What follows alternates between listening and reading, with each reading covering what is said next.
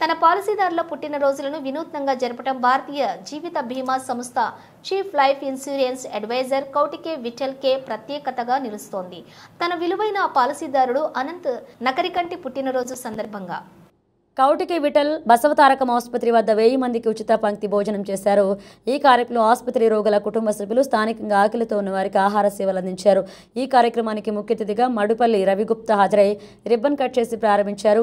అనంతరం వారు మాట్లాడుతూ ఇప్పటి వరకు వ్యాపారంలో ఖాతాదారులకు విలువనిచ్చే దృక్పథం చూశాం, కానీ జీవిత బీమా రంగంలో ఒక చీఫ్ లైఫ్ ఇన్సూరెన్స్ అడ్వైజర్ తన పాలసీదారుల పుట్టినరోజులను ఇలా ప్రజలకు ఆహార దానం రూపంలో జరపడం ఎంతో వినూత్నమైన విషయం. ఇది వినటమే కాక చూడడం కూడా చాలా స్ఫూర్తిదాయకమని అన్నారు. ఈ సందర్భంగా కౌటికే విఠల్ మాట్లాడుతూ అనంత్ తన ఆలోచన శక్తితో చిన్న వయసులోనే గొప్ప వ్యాపారవేత్తగా ఎదిగారు.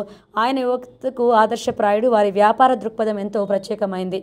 జీవిత బీమా ఏజెంట్గా ఆయన నన్ను ఎంచుకోవడం నా అదృష్టం విఠల్ పేర్కొన్నారు.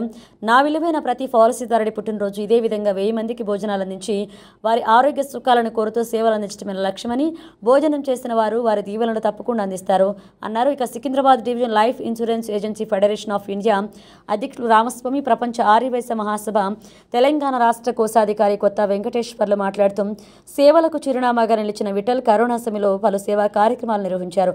ఇప్పుడు పాలసీదారుల పుట్టినరోజున పేదలకు భోజనం అందించడం ద్వారా వారి సంతోషాన్ని మరింత విలువను జోడించనున్నారన్నారు.